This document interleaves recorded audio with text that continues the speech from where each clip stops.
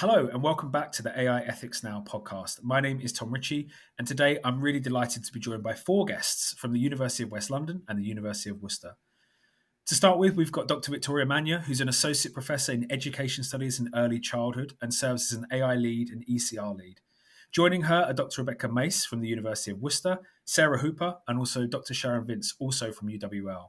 Their research examines AI as a dialogic partner that helps students engage more deeply with feedback, using structured prompts and reflective cycles while keeping academic judgment clearly human-led. Drawing on classroom studies and assessment design at UWL, they're reframing feedback as a conversation that develops agency, not just as an exercise in compliance. Victoria, Rebecca, Sarah, and Sharon, hello.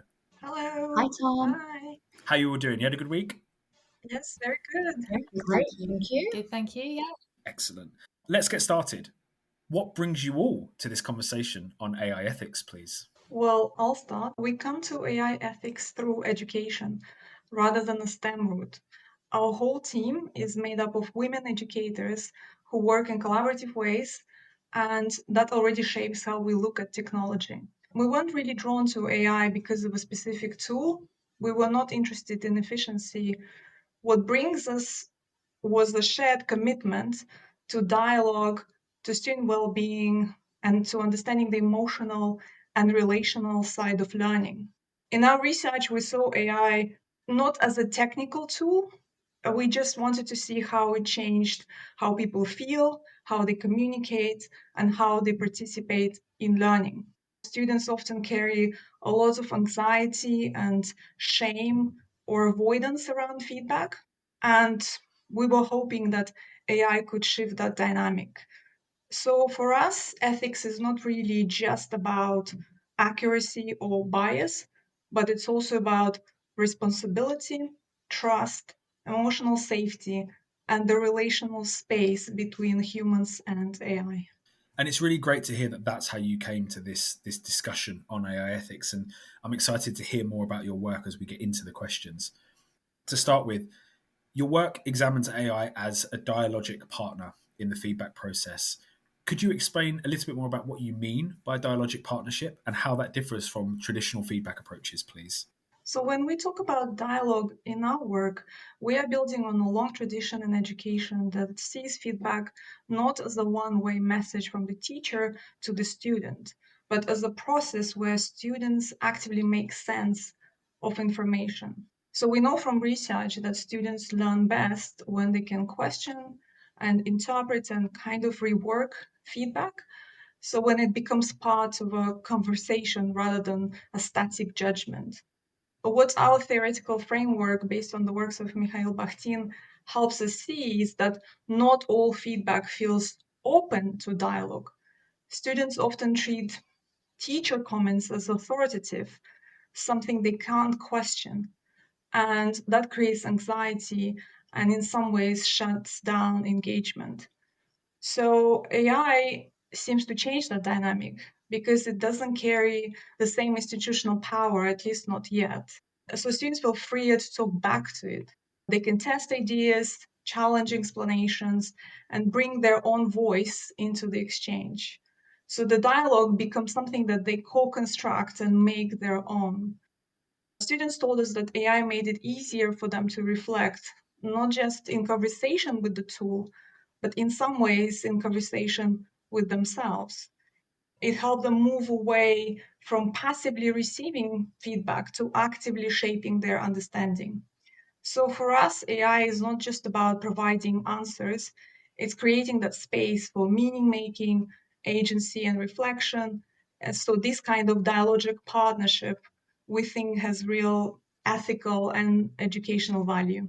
And it sounds fascinating. And I think it's such an interesting way of approaching AI in the student experience and the learning experience as well. You will all have had similar discussions at your universities where people aren't necessarily sure the ways in which AI can be brought into the learning process. I've used it in my own practice to develop very, very simple LLMs that are informed and trained on module handbooks so that when students have questions, they can ask that rather than getting 400 questions on what's the referencing style, even though I know it's in the handbook 10 times. And it's a way of, for me personally, that allows the student to be able to really seek clarity in a way that they don't have to be nervous to reach out and contact me.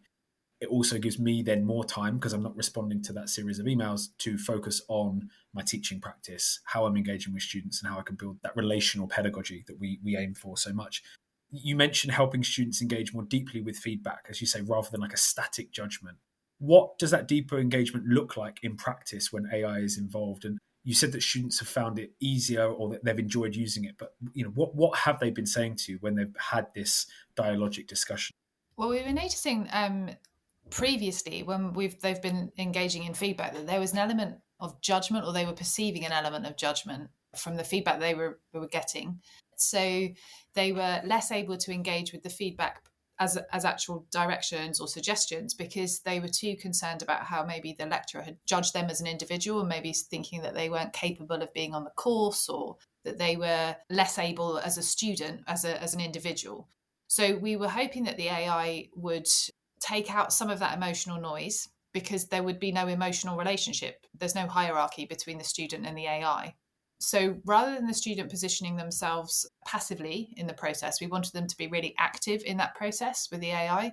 And we gave them prompts so that they knew how to ask the feedback, because we didn't just want them to take on what the AI had told them. So we were not wanting the AI to produce an answer for them, but we wanted it to be a dialogic process. And it helped affirm their agency, because they were able to push back against the AI without that worrying about offending an individual or upsetting the relationship that they had with the member of staff. They were also able to ask repeatedly without fear of looking a bit silly, repeating the question, can I have more clarification? There was no shame attached to that at all. So the AI mediated feedback sort of helped them step away. It enabled them to actually engage more closely with feedback rather than the emotion attached to being judged. The help don't fix manner positioned them into a different relationship with what they were reading, and it was more of a normal learning process. It actually allowed for a messier process, which is ultimately more productive when it comes to learning, because it wasn't seeking an answer. It was looking at engaging in a conversation. And we like the fact that education is about mess. It's not about transmitting knowledge in a linear process to lead to a nice, neat conclusion. So we were wanting their learners to participate in this educational co-creation where genuine learning was happening. They were actually able to engage with their ideas and able to engage with their own ideas in a very different way, having them represented to them as if they were new, and then discussing it with themselves. So there was no kind of end to any of the process. There was always that next question. And then the AI obviously enabled that to be delivered at scale, because it wasn't putting a load on one member of staff. And it gave them a lot more as a process of feedback, we felt, as a collective body. Yeah, absolutely. And I love the point you made about at scale, and also not putting a value judgment on asking for extra help. And so, drawing on some of your classroom studies, can you walk us through how these structured prompts and reflective cycles with AI are actually working for students? What is it that they're experiencing? So in our study at UWL, so University of West London, we wanted to scaffold students' interactions with AI very deliberately. So the experience supported dialogic engagement rather than transactional engagement. And although chatbots have moved on a great deal in the last 12 months, at the time, many of our students were using AI for the very first time. So it felt important to set some expectations around how to engage with it productively. Before the students used AI for feedback, we briefly introduced a structured prompting approach to give them a sense of how to shape constructive conversation with AI.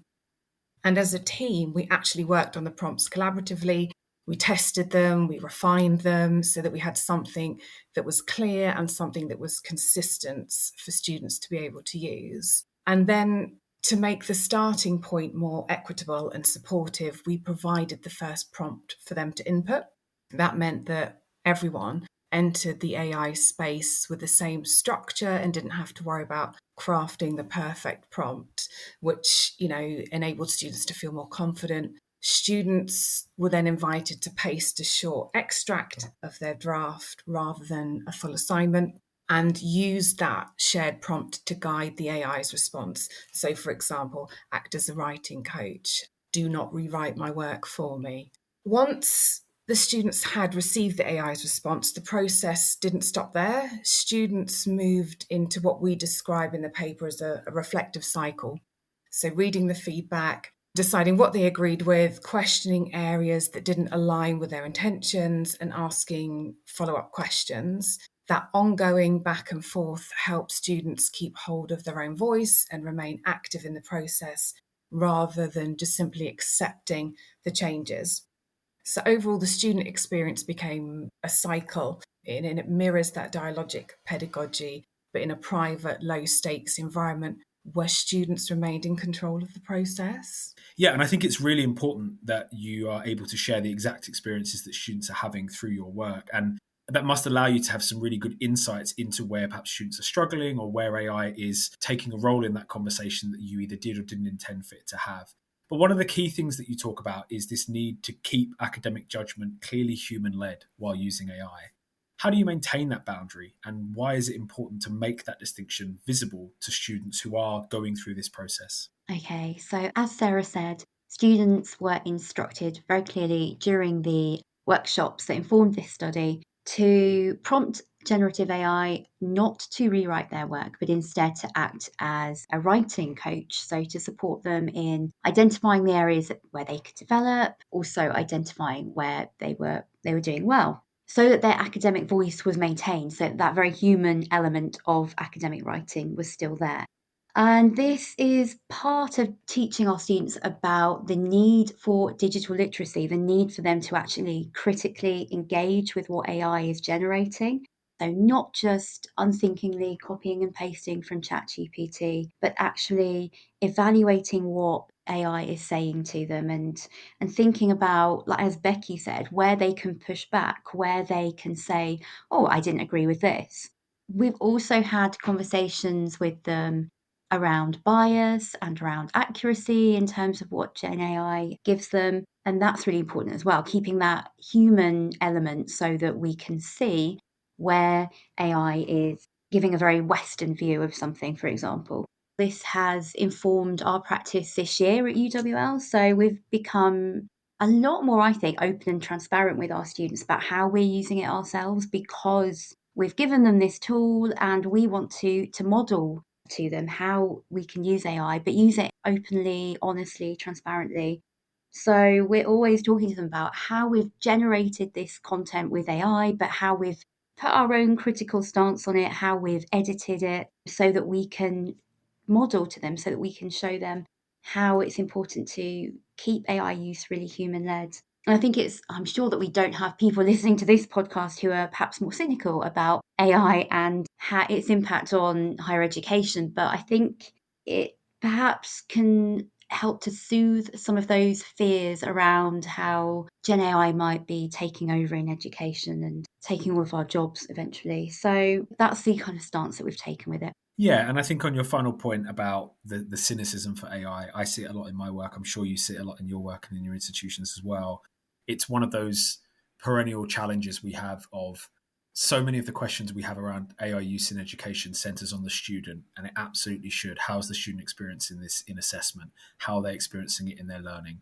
But actually, there's a whole set of questions there that I think sometimes are missed, which is how do we engage staff in this process? How do we ensure that staff are critical users and that they're able to then share that with their students? Because I'm not sure about yourselves, but I know that so many of my students are using AI. I think it's probably 95+%. And I have colleagues who don't believe that, even though the students themselves tell us that they're using it. And so my approach is not about trying to catch students out, but it's trying to help them recognize how they're using it, where they're using it, and what the value is. And also helping them understand some of what may be lost if you're constantly getting AI to do this work for you. And the reason that we assess them in the way we do is to check their knowledge, to check their understanding. And so, yes, you can use this to help you write an essay. Absolutely get it to help you with wording, get it to help you with phrasing if you want as well. But we always try to encourage students, again, at least in the modules I teach, to submit AI disclosure forms where they say how they've used it. And that's not to catch them out. It's to actively get them to reflect on how they've used it. And it's always really interesting to see what they say. And you see a recognition almost in my modules as it goes on, that their understanding and use of it changes. It may start as they use it as a search engine, essentially. And then later on, they use it to test arguments and to have more of this dialogue and this discussion between them. So yeah, thank you for sharing that as well. I think there's a real challenge there around how do we critically engage staff with this. And I think the work you're doing is a great start in that space. And your work also addresses equity, disclosure, and critical AI literacy, as we've just discussed. Can you unpack each of these? So what equity concerns emerge with AI-assisted feedback, and how are you working to address them? So equity, disclosure, and critical AI literacy are all closely connected in our context, especially given the widening participation profile of students at UWL.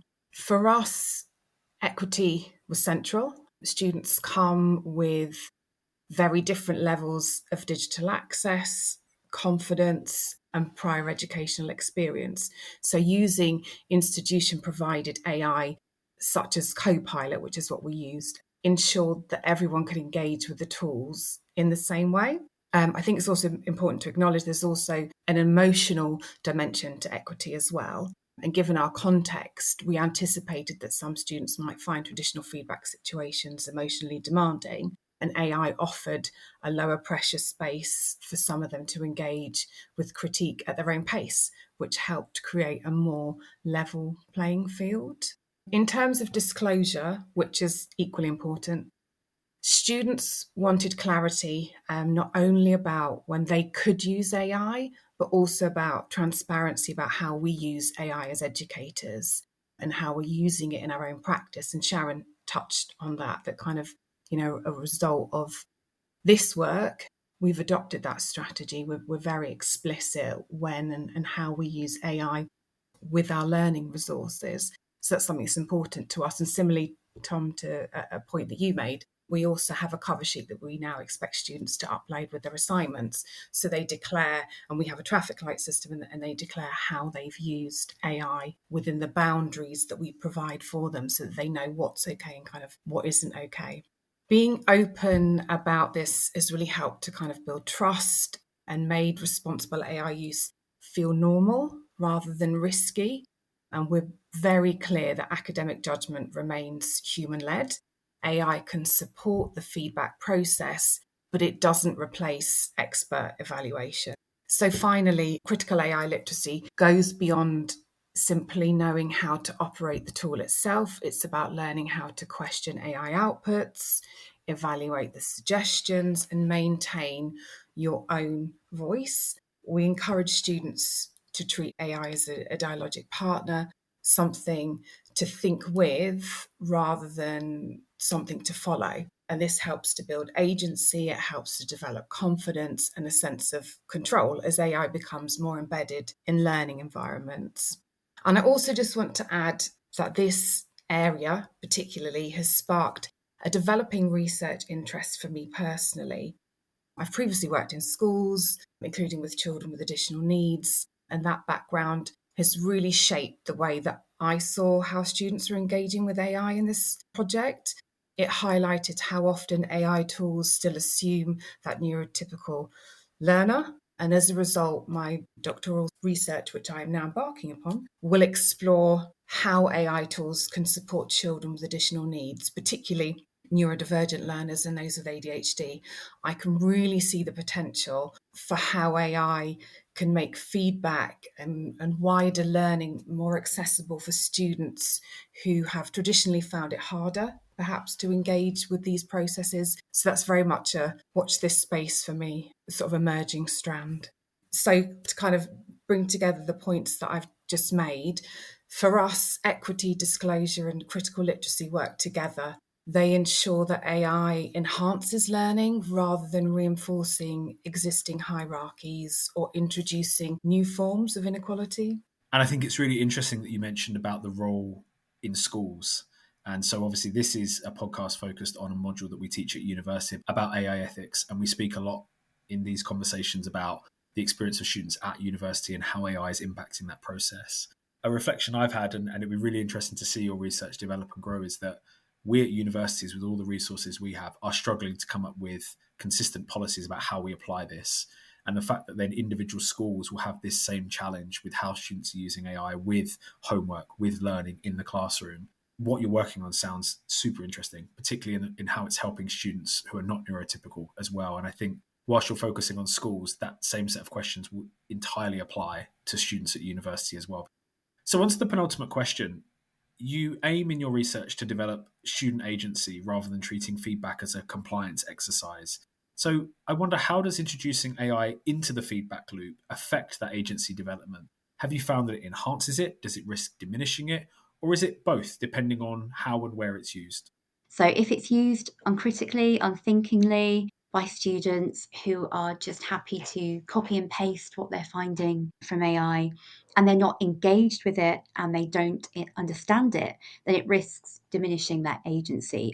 I suppose that in that situation, AI just becomes another hierarchical power. But if, as we suggest, and as we've taught our students to do, they use AI as a low stakes, sort of judgment free, dialogic partner that they can engage with and actually create a conversation about how to develop their academic writing, it could enhance their agency because, as we've said, they've got that power to really shape how that conversation goes. They are able to ask it 100 times to explain something.